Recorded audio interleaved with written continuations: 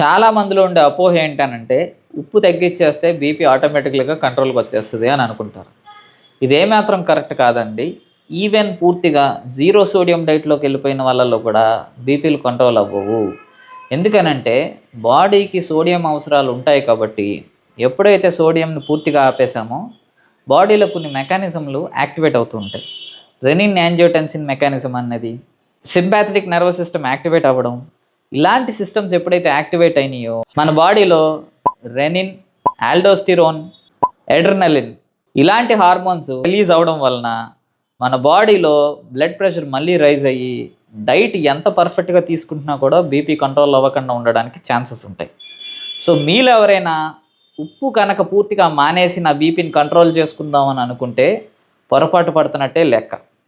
Next time నుంచి మీలో ఎవరైనా అలాంటి ఆలోచనలో ఉన్నారనుకుంటే, లైఫ్ స్టైల్ చేంజెస్ చేసుకున్నాను, నా బీపీ నేను కంట్రోల్ చేసుకోవాలని అనుకుంటున్నారని అంటే డైటు లైఫ్ స్టైల్ చేంజ్ చేసుకున్న 10 రోజులకి ఖచ్చితంగా దగ్గరలో ఉన్న ఫిజిషియన్ని కలిసి బీపీ చెక్ చేయించుకుని నార్మల్ రీడింగ్ కనబడుతుందని అంటేనే ఆ డైట్లో ఉండండి.